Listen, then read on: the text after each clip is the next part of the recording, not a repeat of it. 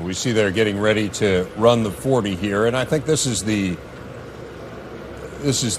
drill that people know the most about, right? Because it so easily translates. Everyone can relate to running a 40. We see some of the numbers here, 2019. Montez Sweat, look, that was not just the best number for a front seven player in 2019. It was the best ever in the history of the NFL Combine. Now, remember, we're showing you 2019 numbers because there was no Combine last season. We didn't have a Combine. You did have individual pro days. You see Will Fries here, looks like getting ready to run. How important is the 40, Howard? I mean, an offensive lineman doesn't run a 40. Not at all. Yeah. Not at all. Some might say, well, why does he even run in it? But that's just part of the evaluation process. If he puts up a great number here, that'll be important for him. But you're not going to see an offensive lineman have to run 40 yards to block a guy downfield. There you see Fries. He is a guard, been a starter since his redshirt freshman season, playing both tackle and guard. NFL types really like his versatility. Howard, a guy you can plug in at a number of different spots. Yeah, you can see him at the guard position. I wouldn't be surprised if they asked him to snap the ball as well to try to see if he can get that done. So it's important. But at the end of the day, running 40s for offensive linemen, overrated. That was a 5.37 40, and now Oweh, and there's so much interest in what he runs here. It really is. Again, another data point. It's important. Gives the scouts and player personnel people an opportunity to say, okay, this is where he stacks up versus some of the other players at his position. Came out of there strong. This is going to be a good time.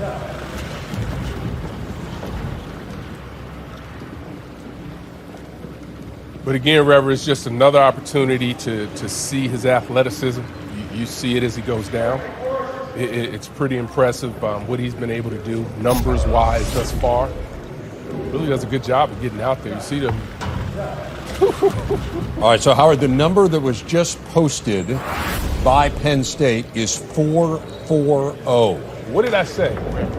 That was a good number when he came out of there. And now the question is, where do we put him? Okay, I mean, that's absurdly fast, right? You're a 4-4 guy and you're rushing the passer. So now, where does he fit? And again, this is why you have to go through it. Micah Parsons now running his 40. That looks like a strong time as well.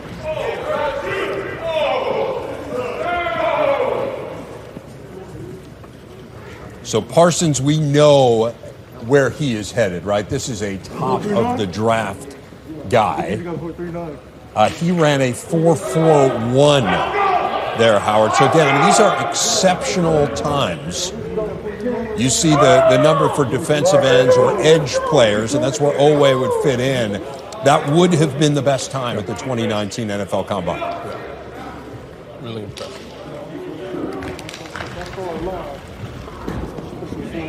Shaka Toney here.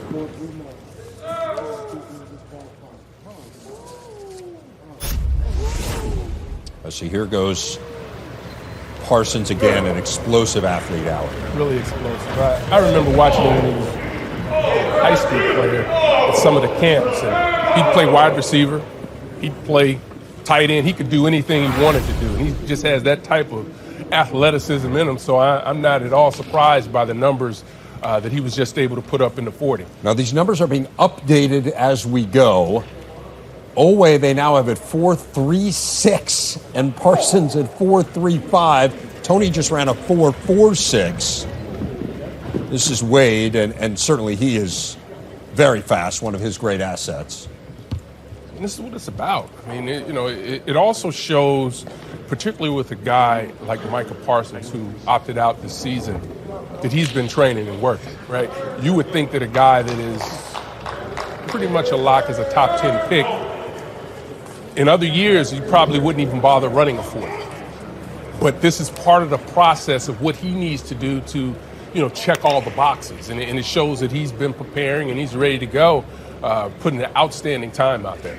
The number that was posted for him right now, and again, these numbers have been originally posted and then have been altered slightly, but 4.47 was the number for Wade. So, I mean, there was some great speed shown off here, Howard. Oweh now listed at 4.36. It's only getting better? That's what you're telling me? Parsons 4.35. Toney 4.46. I'm really interested in Toney because he is such a contrast to Oweh. Shaka Toney, really from the moment he took the field as a redshirt freshman, was an incredibly productive player on the defensive line. And he's put up some really good numbers here. I mean, he had 39-inch vertical. He had 10 foot 3 inches on the broad jump. So all of a sudden, Howard, not only productive on the field, but some really good numbers that would match up very well. We continue our coverage of Penn State's Pro Day, and we've talked about these 40-yard dash numbers. We want to update because the original numbers that have gone in then have gotten updated slightly. So we just want to make sure we get you the most recent numbers with each of these players. Micah Parsons, a 4.35, again, extremely fast. Tell me what jumps out at you as you look at these numbers. Oweh, 4.36. Again, that is absurdly fast for a player of his position now. Yeah, and I think people tend to think that 4.3 is, okay, well, it's fast. No, it's incredibly fast. It really is, Trevor. I mean, most players in the National Football League are going to be somewhere around 4.5, 4.6. These elite guys, when you talk about 4.3s, this is really impressive. And it's also important that they were able to do it at Penn State. I mean, players normally run faster in an environment that they're comfortable in, and they're definitely comfortable being there at Penn State. And again, I used Isaiah Simmons on the broad jump. Let's use him again. On the 40, he ran a 4.39, and that was an eye-popping number for him. Again, Jayson Oweh is 6'5", 252, and he's running a 4.36. And he looks like he's 215. But Lamont Wade is another player that I think putting up that 4.47, is going to force scouts to go back and reevaluate his film and saying, okay, well, where can we put him in this particular system? And that's what will be important for him getting drafted or playing for the right team that has him in the right system. And I want to clarify this, too, for you. We're trying to bring you the numbers, and Penn State's doing an amazing job of updating numbers as they come in. But there are unofficial numbers and there are official numbers. So the numbers we've brought you to this point are unofficial. There is one official 40-yard number that is in. That is Micah Parsons at a 4.39 now is the official number for Micah Parsons. And again, I mean, to think of a player at 6'3", 245, you understand why people look at him and say, this is easily a top 10 pick, and maybe, again, according to Rob Wright, even higher than that. And think about this as well, Dave. He did not play football last year. Yeah.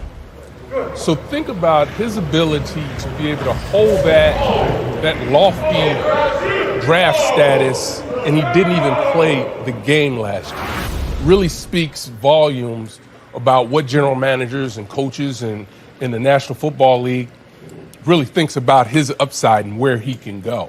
And again, for him to go out and run a 4.39 is really impressive, and again shows you the work that he's been putting in, getting prepared for this day. The other number that is official right now is Lamont Wade running a 4.47. Let's get more now as we go back to Crystal in State College. Crystal? Hey guys, as I mentioned, Mike Tomlin from the Steelers is here. I did get a chance to catch up with him. I asked him who he had his eye on. He gave us the politically correct answer and said everyone. But when I asked him specifically about Micah and Jayson's 40, what he thought about that, what the eye test told him, and he told me, how can you not be impressed with that, guys? Yeah, that's one of those situations, and Coach Tomlin spends a great deal of time at these pro days. And one of the things you can watch is who he's spending time with, who he's talking to get a sense of who he's going to be interested in or wants more information about. And ultimately, you're trying to get as much information as you can. And, Pittsburgh's one of those places where they love defenders, and there are a couple of defenders that probably would fit in really well in a Pittsburgh uniform. Okay, so let's give you the 40 numbers that are now official from Penn State. Oweh at 4.36, Parsons at 4.39, Wade at 4.47, and Will Fries at 5.33. So those are the official numbers from Penn State, though, again, we're getting you this as fast as we can, and there are going to be some slight alterations from the original time that's posted until the official time. But again, just blazingly fast, and a huge credit to these individuals, but a huge credit to Penn State as well, Howard. Yeah, getting their guys ready. And this is something that we've seen over the last several years, the type of numbers that these Penn State players have been putting up at their pro days and also when the combine was going on. They are, when you talk about a program that does a great job with strength and conditioning, Penn State is one of those programs, from the nutrition side of it to getting these guys physically prepared to go. They do an outstanding job, and one of the elite programs that are out there in our conference when you start talking about preparing your players for that next level, today is showing that these guys are ready to go. Let's go back to Crystal, who is standing by with defensive coordinator Brent. Coach, thank you so much for joining us today. When you think about the big picture and the upside for a player like Micah Parsons, how do you think he can continue to grow and develop as he prepares for the NFL? Yeah, he's only scratched the surface. When you think about Micah, you have a young man that played 3 semesters of linebacker here at Penn State. He was a tailback and a rush end in high school. The development from year 1 to year 2 was fantastic. And I know from 2 to 3 we would have got the same result. So, there's a big upside there. He's a super talent, obviously, but he's got good work ethic, great instincts. He was getting better and better with every rep, and I don't think that's going to change. Coach, he's taken a huge leap from 1 to 2, as you mentioned. But when you think about him in terms of versatility, if a pro team wanted to use him at a different position, let's say a defensive end, do you think he would be ready for that type of challenge? I absolutely do. Mike is a guy that has a skill set to do a lot of things. And one of the ways we were going to maximize his rush ability more so was at the line of scrimmage, from a 3-point, from a 2-point. I believe he had 7-8 sacks last year, and we felt like we could have done some big things with those numbers. His rush ability is one of his best traits. Unfortunately, he's so good, at so many things we couldn't work him everywhere. He's best cover guy, best rush guy, best at the second level. And, we were certainly looking forward to another year of development and growth and maximizing everything he can do.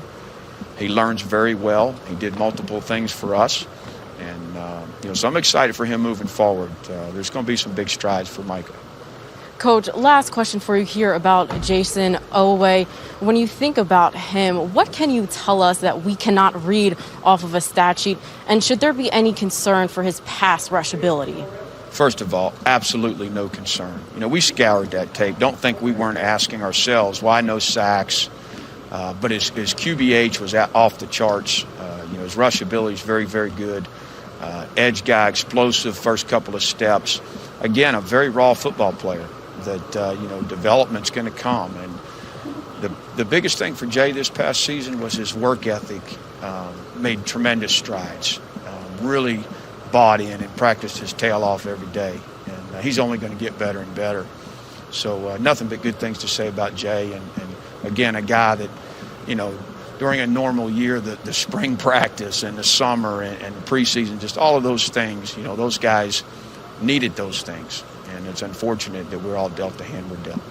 Coach, thank you so much for joining us today.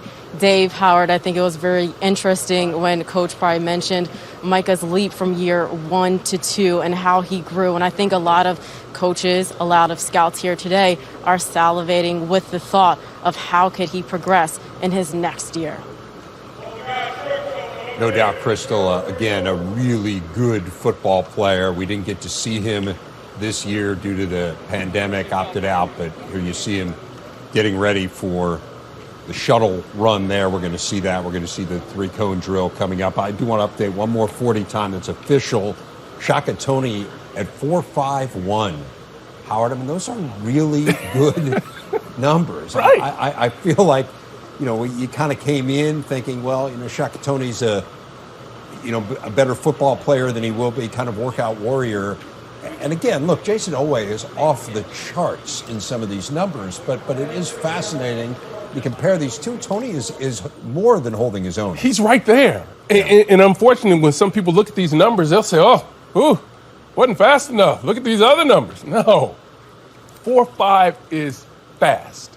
Yeah. It is fast in the National Football League, and there are very few people that can go sub 4.4.